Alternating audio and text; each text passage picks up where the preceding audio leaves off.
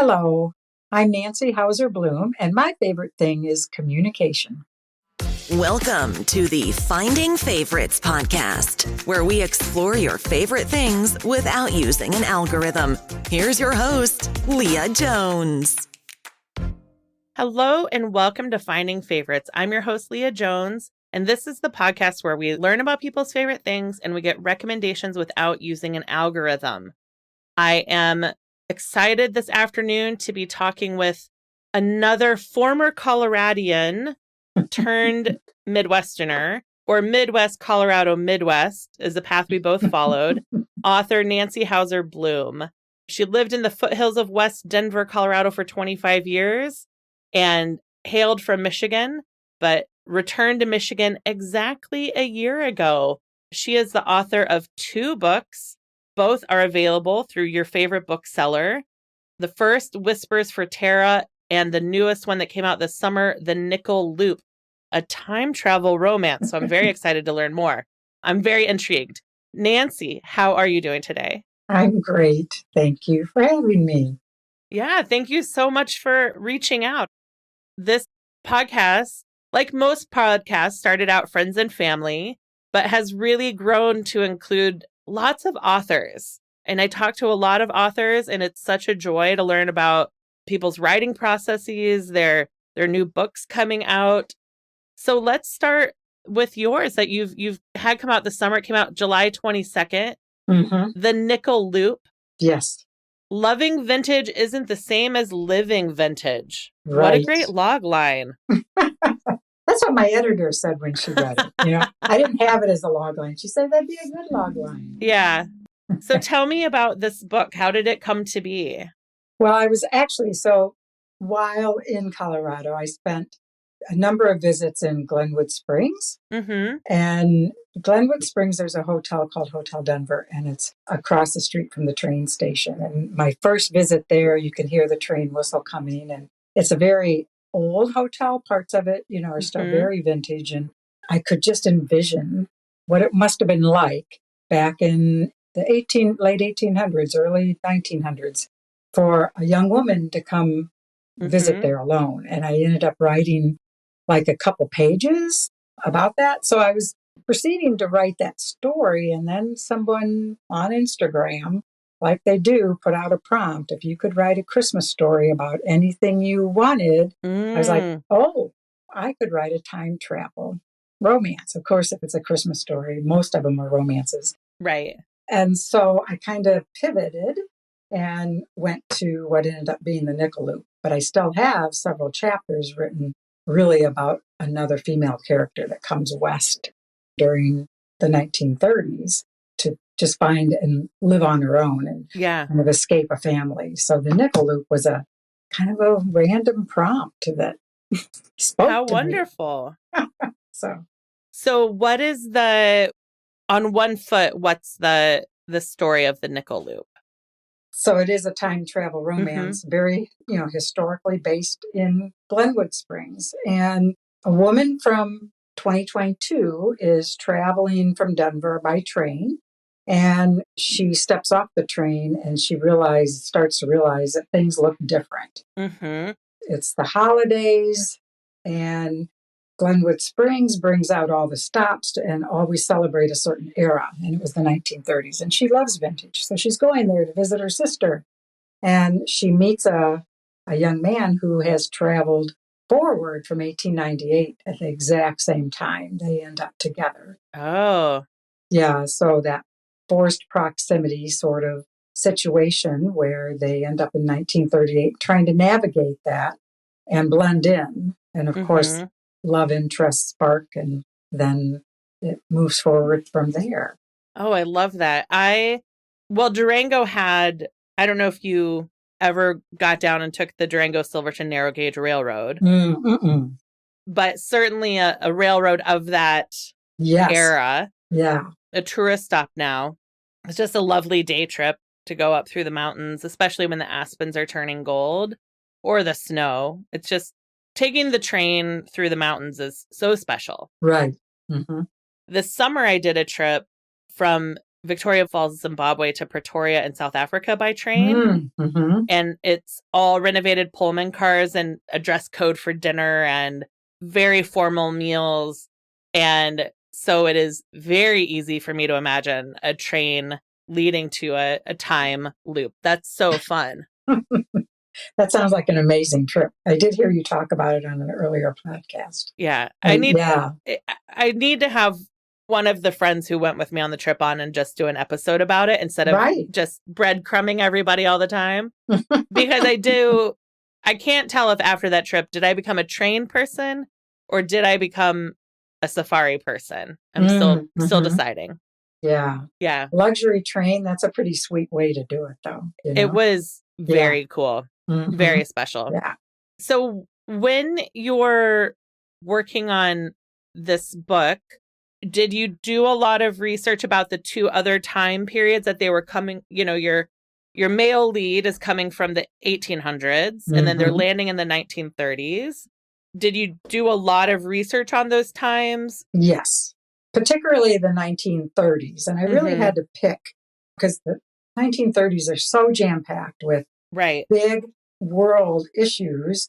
And I don't know enough about World War II. And, I didn't want to get into the Dust Bowl or bootlegging and, with that era, anything. So the year I picked, they were moving out of the Dust Bowl. But I had to really know what was in the country and in Glenwood Springs. So I went and met with the archivist at the local museum and went through newspapers and photos. And I really wanted to try to be accurate to what Glenwood Springs was like at the time, because you might think of it as 1930s, a mountain town, that it really didn't have a lot to offer, but it had an airport and it had a car dealership and it had so many things that you wouldn't have expected. Right. So I learned a lot along the way. And then I had to, for Nicholas, who came from 1898, I needed to know what Glenwood Springs was like during that time. And I needed to know what kind of slang how he might talk. Yeah. I made him because I believe not everything like in the late 1800s was wild, wild west with lots of mayhem and, Right. That there were educated folk, back in those times too. And I made him an educated person, but I still needed to know what kind of things he might be thinking about, during that era. Because there's a discussion where they try to talk about what each other would like about their era and what they wouldn't like, from the eras they came from. So, yeah, there was a good deal of research, and it was actually fun. I love historical fiction. Yeah. So, did anyone else get caught in the same vortex that they did, or they were the only two? Well, or if that gives too much away, you don't have to answer it. Most of the time, you think they're the only ones. Yeah. Okay. So, yeah. There's this fabulous show that I don't know if you can get in the U.S. anymore called The Beforeigners. Oh. It's a Norwegian show. So it's from Norway. It takes place in Oslo. And it was on HBO. It was available on HBO Max for a while. And people wake up one day and there's like a time travel vortex in the water. And people from other eras of Oslo start swimming up on the beach. So there's Victorian. It takes place in modern times, but there's Victorian era. There's Vikings and there's like Neanderthals. Wow. And they are immigrants. And it's happening in all cities with major bodies of water. Their beforeigners are showing up. Oh, that's fantastic. So it really explored like, what's it like for a Viking to become a police officer? What do you do when you have an inter-time period romance? How do you deal with the culture shock of that? It was so fascinating. So I love the idea that you don't just have one time traveler, that you have two. That's really fun. Yeah. And I think it's, as far as I can tell, other than this, then it's fairly unique, to do it. There aren't too many books published with that. Yeah. So it was very fun to do, actually. Nice. I wanted it to initially be a mountain man, but that was just like too big a stretch. Yeah. That just seemed like a really big, going from the 1700s. So, yeah.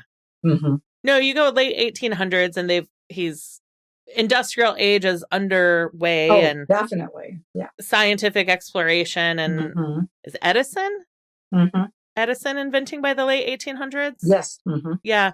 So Yeah. like the future, I don't know. I feel like anything I say is going to sound kind of ignorant, but we have ways that we imagine the future to be. Right. And if we landed in it, we might be able to see like, oh, right, like these things have evolved.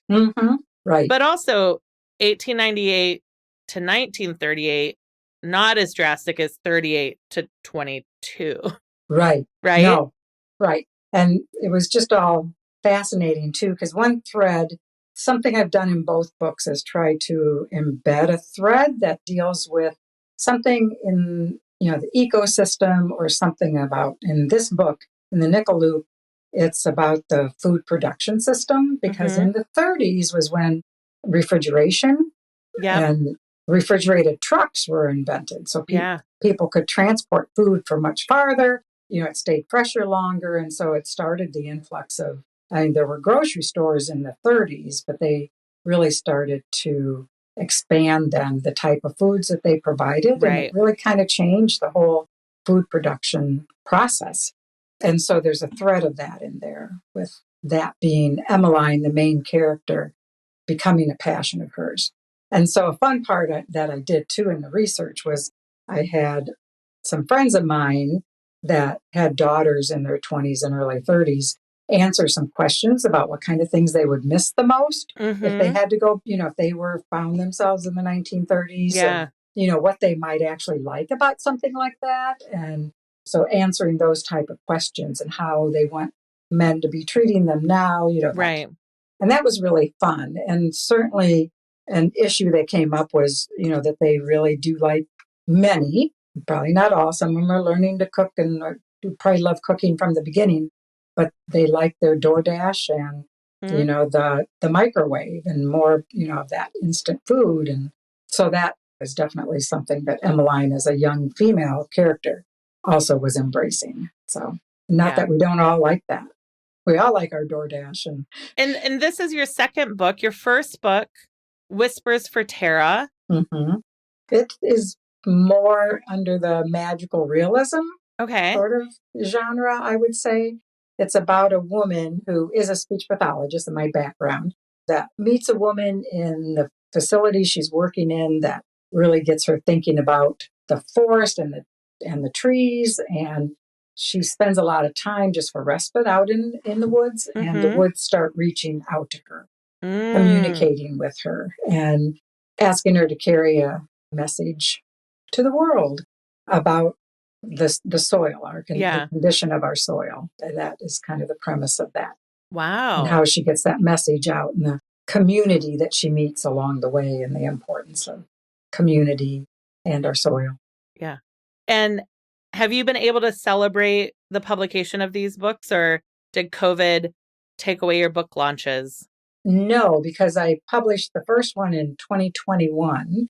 So I was able to we were kind of inching out, with some. And so I was able to have a book launch with that, in person. Nice. And do a few different book signings, with this one.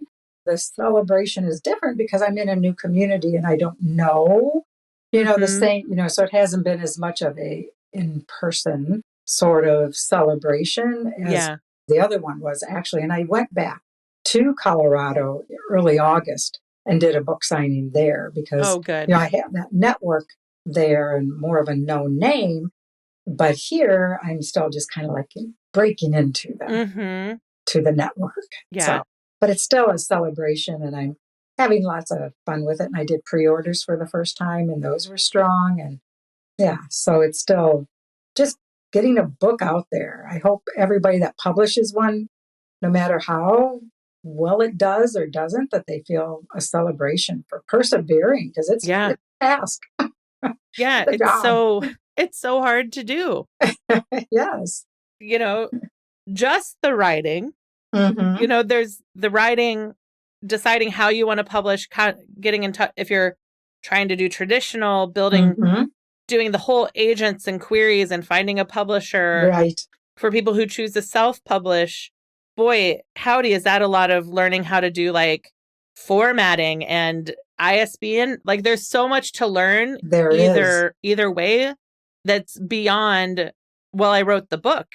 Right. There's so much more work to do. That's where, yeah. And I think if people don't, they really need to create a network of other writers or people that can help with that, because I was just deer in the headlights with the first one. And this one was much, much easier. Yeah. But it had been enough years that I was like, oh, I got to remember what it is and what I have to do next, that type of thing. But it was, yeah, it's a task. And I wrote out for my brother-in-law had a friend that wants to self-publish a book, and she wasn't really sure how to go about it. And I started writing down all the steps, and I was like, wow, that is an accomplishment. Yeah.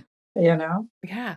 So as a reminder to people listening, your books, and we'll link to your website, nancyhouserbluhm.com, BLUHM, The Nickel Loop and Whispers for Tara, both are available through Amazon and also anywhere else, or primarily Amazon. Well, and Barnes and Noble, but any bookstore can order it. Outstanding. Yeah. And it's print and e-copy both. So. Love it. Now, the worst question for an author, what's next? Do you have another, you just published a book. You've published 2 novels. Is there another one that's brewing for you now, or? Well, I've gotten questions about whether I was going to write a follow-up to the Nickel Loop. And I'm so in awe of authors who have so many ideas in their head, and, they write 3 books before they even think about publishing or something like that. And I'm kind of like the one at a time, plotter. But people have asked me about that. So I am trying to figure out how to continue that story. Right. Which you would see why I might be stymied a little bit if you read to the end of that. But yeah, I also I enjoy short stories a lot. And so I have, I guess I'm stuck on the Christmas idea, because I watched a little half-hour Zoom thing the other day about writing Christmas movie screenplays. And I was like, oh, well, I got one of those. Yeah. So I don't know, I'm someone that just has to kind of rest a little bit afterwards, because it's a lot of energy. And I admire those people that put out a couple books a year or just have one right after the other, because that's really not my style. And I'm not a specific genre either. So. Yeah. It's so interesting. The Christmas screenplays, the holiday rom-com Hallmark movie is so specific. I looked it up once, and I think it's like 19 beats that you have to hit. And it's like she leaves the city, they meet each other, but it doesn't go well. The task is set. They almost kiss, but they don't kiss. And they do lots of wintry things together. And then they come together at the end. But it's a very scripted, or, the tropes are very, very specific, for it to be successful. And, it's an issue for me, because even in the romance genre, I don't really like the third act breakup. And I really despise the miscommunication as one of the tropes. So I can't put that in.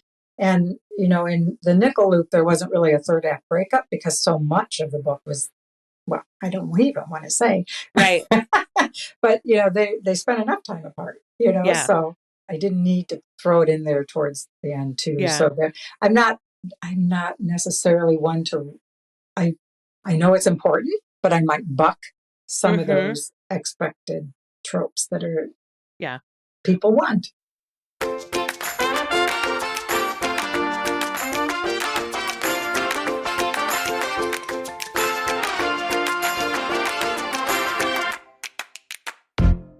Nancy, as you know, your books are what brought us together to talk today, but I talk to people about their favorite things.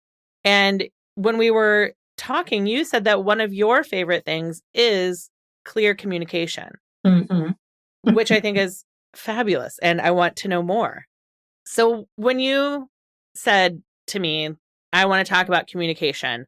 Just in a nutshell, what does that encompass for you? And then we'll deep dive.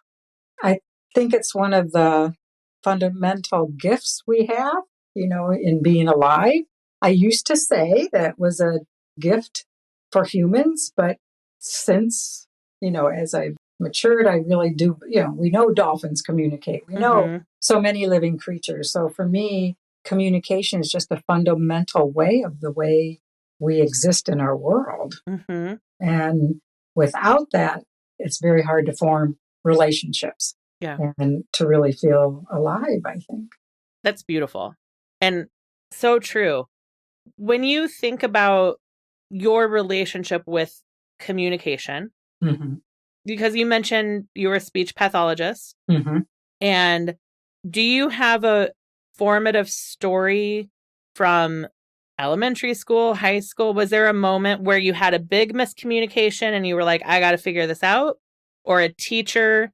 What's sort of your origin story of learning that this is such an important tool? There are so many formative stories. That's a really good way to put it. I had 3 older siblings. I didn't start talking till I was 3. And then once I talked, I could not speak clearly. It was developmental, but people could not understand me. And I remember very vividly being in my kitchen in a house that we moved from when I was 5. I wasn't in school yet. And some neighbor kid making fun of me because of the way I said something, or not able to understand me and making fun of it. My mom intervening. But I remember feeling, the word today would be shamed, because I couldn't speak clearly, but I was embarrassed. And so I had speech therapy when I got into school. And then, I don't know, probably like 6-7 years ago, I came across my kindergarten report card and it said didn't talk in complete sentences.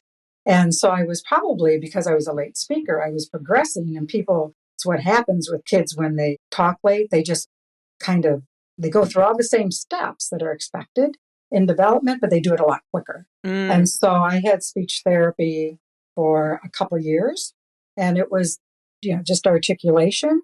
Today, I probably would have had some language therapy too, but they didn't have that back in the day. But then the other thing that really probably spurred me on to speech therapy was in high school. I was paired, it was a volunteer community service program, and I was paired with a young woman that had cerebral palsy, and she was my age, and she went, to a different school, and she could not orally communicate. I mean, she could make sounds and that sort of thing, but she was very severely impacted with that, and she had an alphabet board, and that was all she had to communicate. It's not like today where there's so many incredible devices, even ones that can read your eye movement. So I would take her out, and we'd go places and go shopping. And I was astonished by the way people presumed she was cognitively impaired because she couldn't orally communicate. And I think that was so instrumental in helping me decide that I wanted to be a speech pathologist, because it was dramatic, to watch people come out overhelped for one thing, but mostly they just didn't even hardly acknowledged her. Because they didn't think that she understood or, processed what they said. That they thought you were a caretaker, not a peer. Right. Yeah. Yeah. So then was speech pathology your first major? Yes. Actually, that's interesting because I came out of high school on the secretarial track. I had taken 2 years of typing and 2 years of shorthand and failed miserably in like one shorthand letter I took for a boss on a summer job. And then, when I got into my freshman or sophomore year, I don't remember, when somehow speech therapy came across as a possibility. I don't really remember the day that I thought, that'd be good for me. But I was sure when I did it that that's what I wanted to do. And then when I got out, it was a weird time for finding speech paths jobs, and I taught kindergarten and first grade split my first year out. And that was, that gave me an appreciation for what, the classroom teachers do, for sure. Right. every job is hard, but yeah. Yeah. They've got a lot of things to track ongoing all day long. So, Yeah. yeah. So I'm curious, you said part of what you said about Whispers of Terra is that as you've grown, you've realized it's more than just humans who communicate. Mm-hmm. So let's talk about how you said you don't like the miscommunication trope. Mm-hmm. And so I'm curious what does that trope, why does it rankle you so much? And how would you like to fix it? I grew up in a time of Gidget movies, and I've Mm-hmm. written about this. And, the whole movie is really centered around some miscommunication between Gidget and Moondoggie. And then they storm down the beach away from each other, and, they don't talk to each other, but they're really in love. And it's not until like the last 15 minutes of the movie Mm-hmm. that they actually realize, oh, that's what that person meant. Right. And so I think I carried that forward. I think I learned from that. And so then I was in a relationship where I wasn't comfortable with conflict, or I wasn't comfortable with communicating my truth or whatever. And the whole thing about assuming, or, not Mm-hmm. keeping in, or being afraid to know what the answer is. I learned a lot of lessons in that relationship, and that if you just ask, Right. if you just clarify, then you very often will find out, that that's not what was meant, or that's not the intent, or that's not even what they said. Or Right. even my husband and I, years and years and years ago, I can remember we were at odds with each other. And finally he said, well, I don't think you liked me. I don't think you love me. And I was like, but that's what I think. I don't think you like me. And neither one of us had really talked about this one issue. We just had blown it to this thing. Yeah. And we really learned that if it's hard to talk about, that means that you really need to talk about it. Right.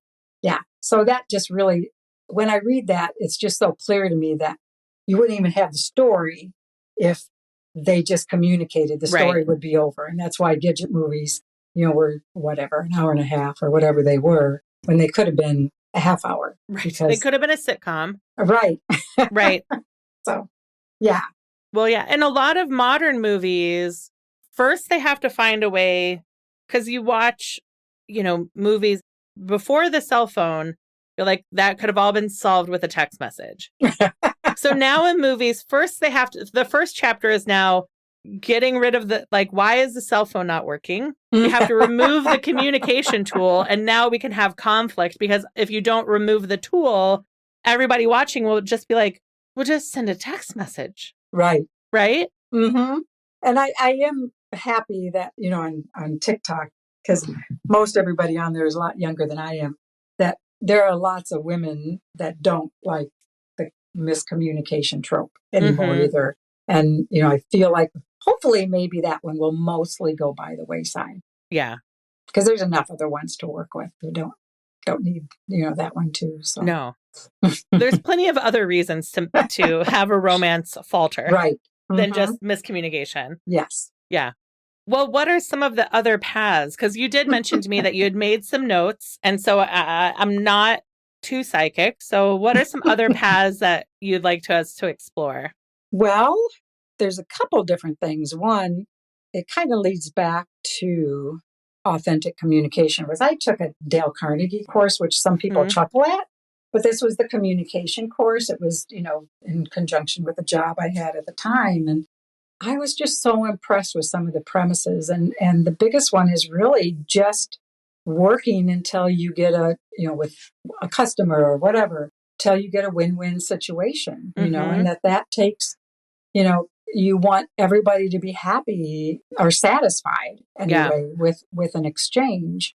And that it's really important to, I think what I discovered in that course is that some people will communicate to win, whether it's an argument or something. And not like I didn't know that, but it became crystal clear to me. And to me, communication is to build, is to try to find that common ground, try to find out about that person and find out what makes that person tick and that type of thing. And to me, communication is something that you do for relationship building, not for breaking down relationships or for just finding what works for you. It's what works for both people. Yeah. So Dale Carnegie, I think famously how to make friends and how to win friends and influence people. Yes. And Brene Brown talked about it, I think in one of her first books, just about like the evolution of how we learned to communicate and how we were like, what were the trainings that people got? What were the morals and values of the time? And what a breakthrough his approaches were, because the world was getting bigger. The world was getting more connected. And so that I have not actually, though, read or been to either of those trainings. Oh, I don't think you necessarily need to. Right. I think for where I was in my life, it was, and some of it is, the public speaking aspect and just putting yourself out. But, I just remember that was an instrumental part, and I think I had gotten so connected with close friends at that time that I found myself not like welcoming other people, let's say. Yeah. And after I took that course, I would look around a room and I would see that person sitting, by themselves, or, you could tell they didn't know anybody else in the room, and going up and, just trying to talk with them and find out about them. And I got re-excited about people and meeting new people instead of closing myself off, to just a large group of people that I knew already. Yeah. It was a good experience for me anyway. My freshman year of college, I took a sociolinguistics class, the only one I think I ever took, and learned about the concept of phatic communication, PHATIC, which is small talk. It's hallway conversations. Hey, what's up? Is the coffee ready? Just those like nothing conversations in the hallway at work. But that if you don't have those conversations, then those conversations are what keeps the door open for like sitting down and doing bigger projects together. And I always found one of the major reasons why I miss Twitter from when it was good, like 2007, 2010 Twitter, is that's what it was when people are like, I don't want to know what you had for breakfast. It's like, I do want to know all those little bits and bobs about your life. And you put them out there and they serve as water cooler talk, digital water cooler talk that then allows you to go deeper, maybe the first time you see someone in person, because you've built this. I think sometimes people dismiss that small talk or shallow conversations can lead. You don't always have that leads to the deep end. Right. In a good way. Right. And you're saying that I've not heard that term before, phatic. So I worked with patients that had strokes in the first part of my career, and people that had really impaired conversation. They would integrate back into social settings if they had aphasia and difficulty speaking, if they could just make those social comments back. That was so important, to be able to make just social comments to people about, to say hi and, oh, that's great, or that's funny, and just respond back, because it keeps a conversation going. Yeah. That was the very important part of their integrating back into their family and social settings. And then in the schools and in life, the people that have autism have difficulty with some of that, social banter. It's very important. We spend a lot of time teaching them just to feel comfortable having that small talk, because very often that doesn't come natural to them. Right. And what might come natural to some people is difficult for them. So it is a door opener.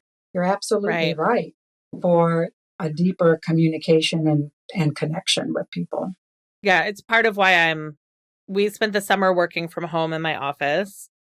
We were having renovations on our offices, so we worked from home during the construction. And towards the end of the 3 months at home, we could feel things starting to fray, because we knew it was a temporary out of office. So we didn't build in the regular touch bases.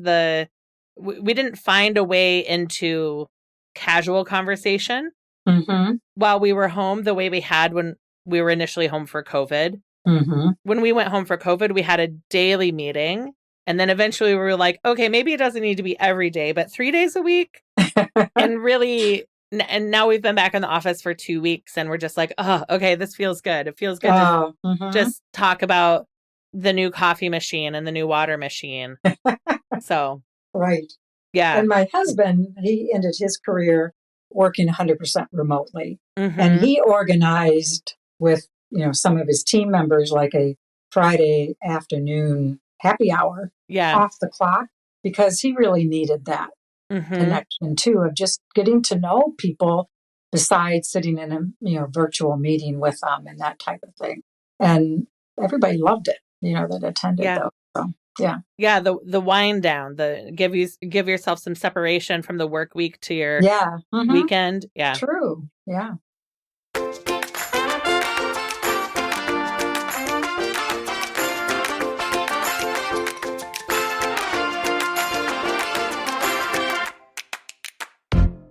What are things that you wish more people knew about becoming a better communicator?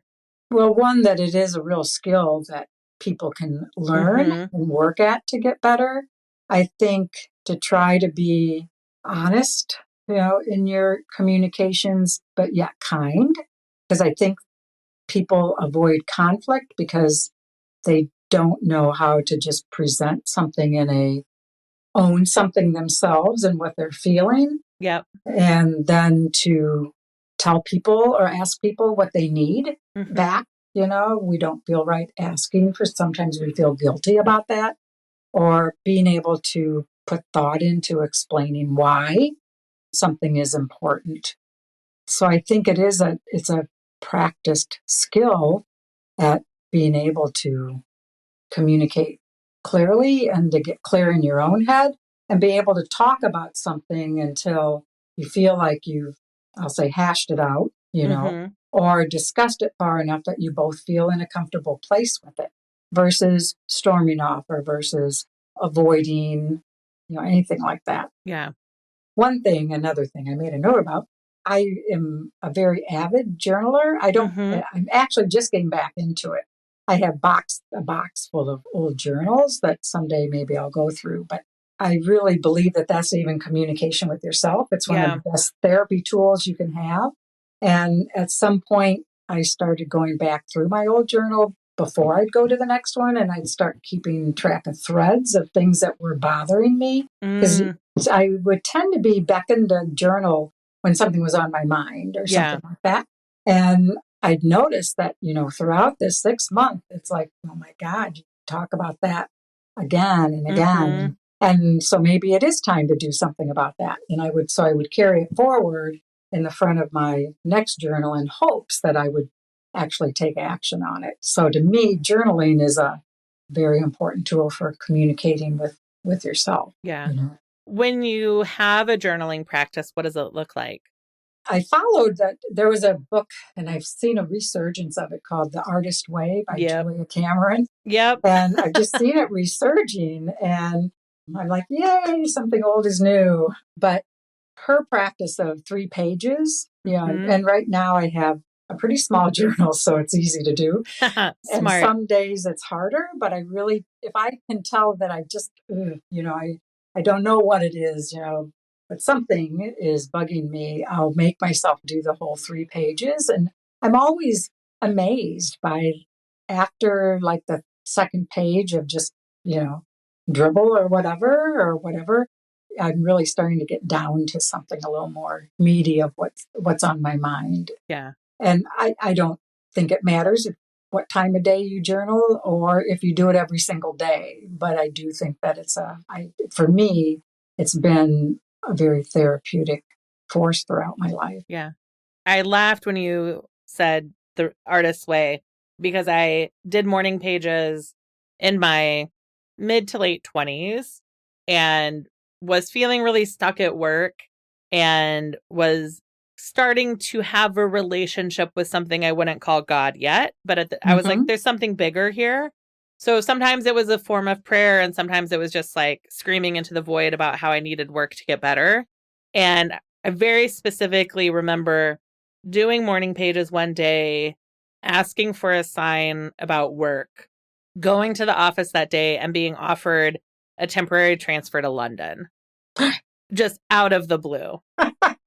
And I moved to London 5 days later, and I was there for Wow. 5 months. Mm.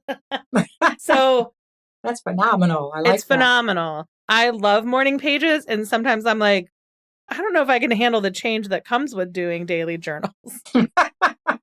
It's like scary to me, the possibility, the like openness it creates.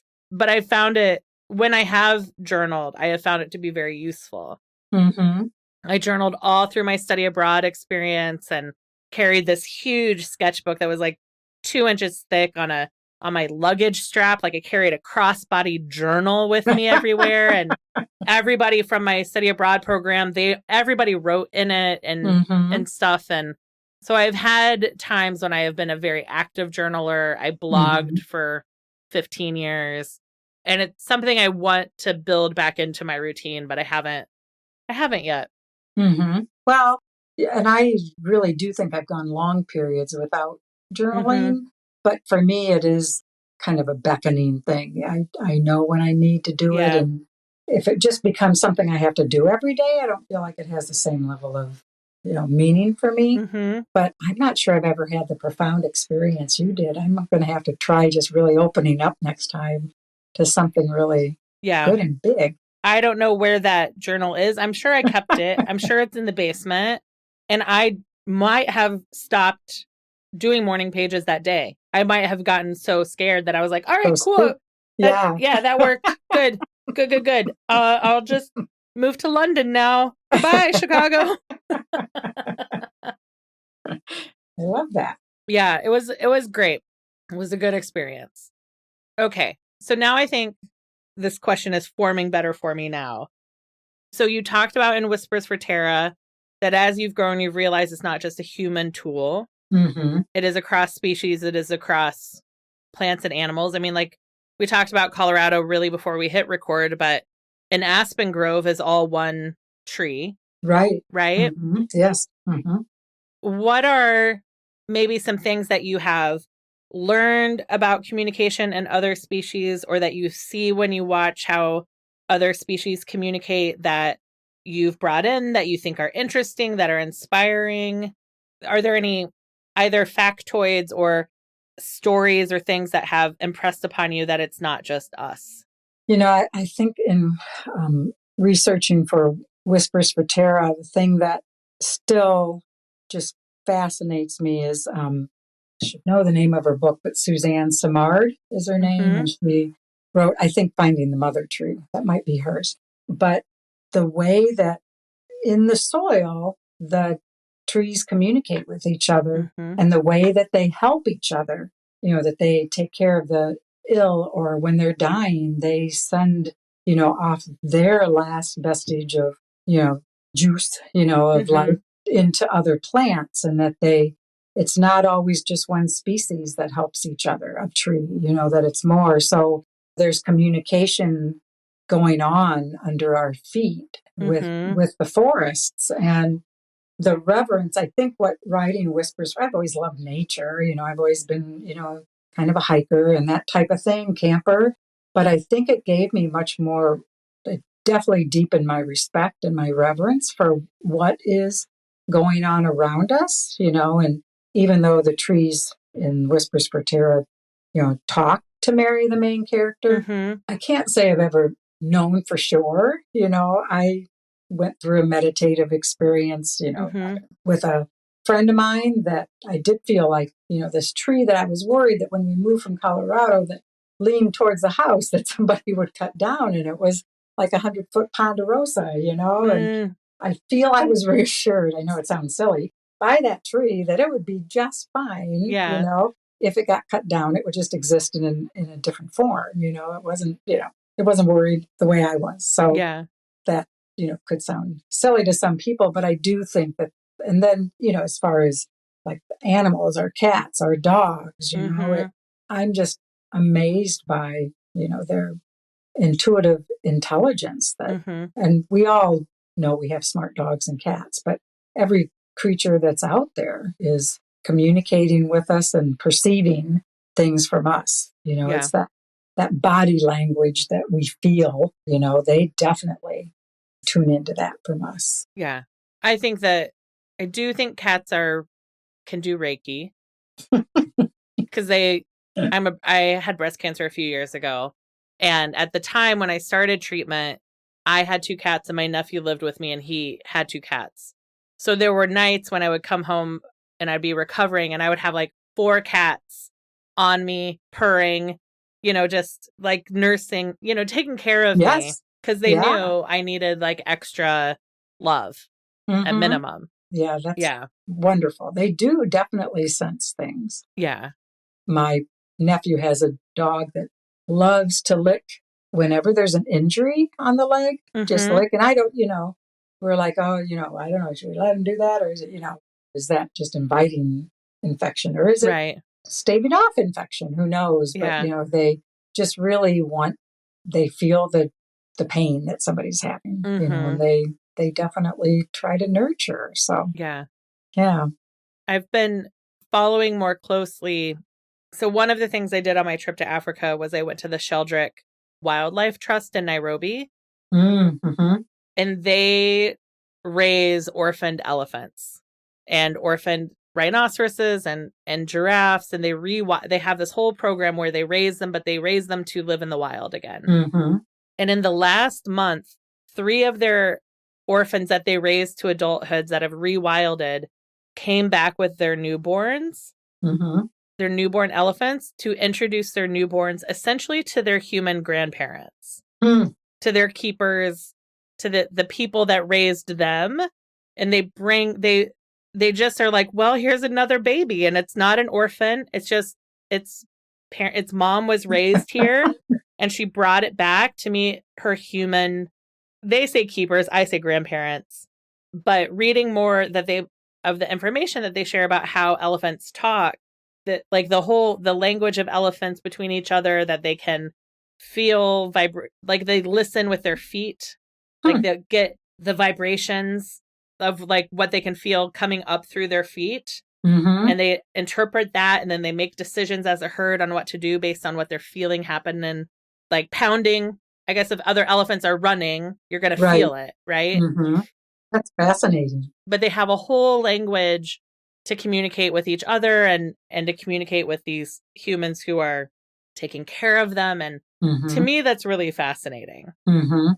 Because, yeah, like you said, dolphins and whales have gotten a lot of that attention because they have such a clear, like you can hear that they are saying different things. Right. Even if you can't interpret it, you can hear the differences. Mm-hmm. And I love that the Sheldrick Trust is helping people understand this other type of animal language that's not just trumpeting. Right. Yeah. Yes. There's, and they, for the most part, have to trust that we'll take good care of them. And, we know that not everybody does that. Right. Or honors that, but that it's so important because every species counts. So, Nancy, is there anything else on your list or about communication that you would, if we hung up right now, you'd be bummed you didn't get to share?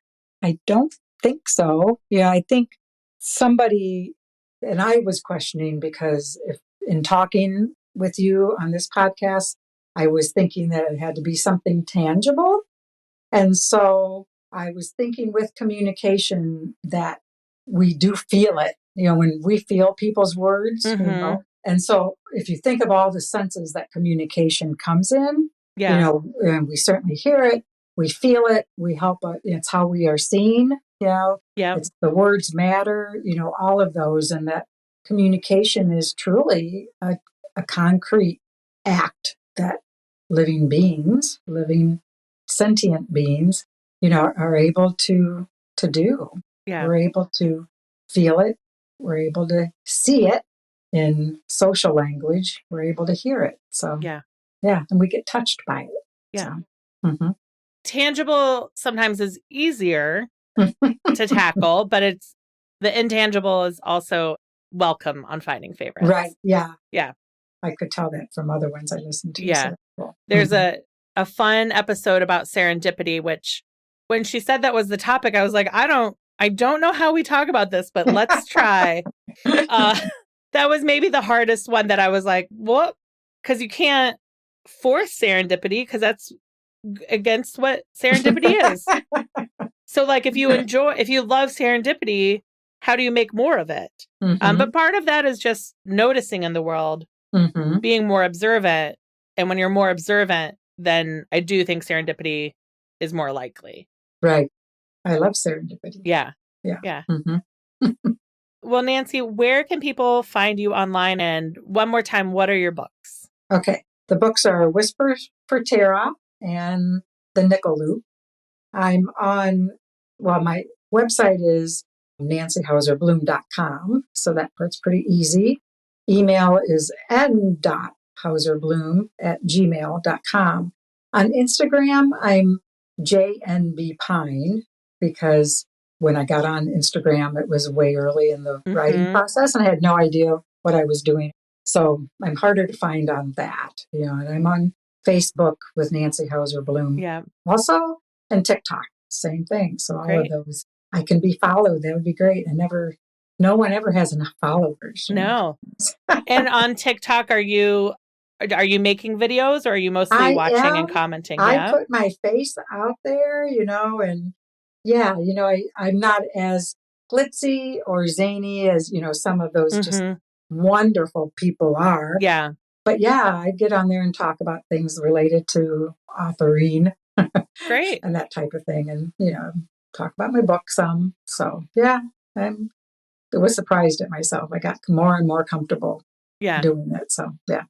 I think TikTok is a lot of fun. It is fun. I was surprised how friendly it is. I think I heard, I don't know, I probably heard something else, but everybody's very helpful. They're very friendly and not judgmental. I'm not getting that at all. Yeah. So. No, once you find your corner, your niche and your people, it can be there are many lovely corners of the internet on TikTok. Right. Yeah. So are you on TikTok? I am. Okay. I am either Shy Leah, CHI Leah, or Chicago Leah. Chicago Leah is most often my handle, but on Instagram, it's just Shy Leah. Okay. But yeah, I watch more than I make. And I made more when I was deep in my breast cancer treatment. So mine are mostly me bald with my head on a pillow, like. Wow. That was quite powerful though. I was just answering. Very few of them are actually about breast cancer. I just I was home a lot and COVID was, I was lucky enough to have breast cancer after the vaccines came out. So I was able to have some company, but it's, you take a lot of steroids during cancer treatment. So you are up all night for lots of nights. So there's just some really funny, silly things that are up there. I have not found or worked on a niche on TikTok. Well, and I don't know that I have a niche and I don't have that many followers, but I'm enjoying myself and doing it. Good. The place where people expect to hear about books, on Instagram, even there's a little bit of feeling like, I should just say something about myself. I'm tired of talking about the books, that right. So, yeah. Great. Well, folks who are listening, you can find Finding Favorites on anywhere podcasts are.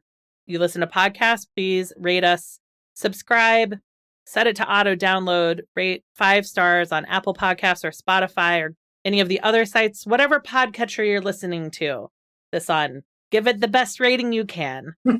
Because I think if the big podcasts are asking for it, then the little ones should too.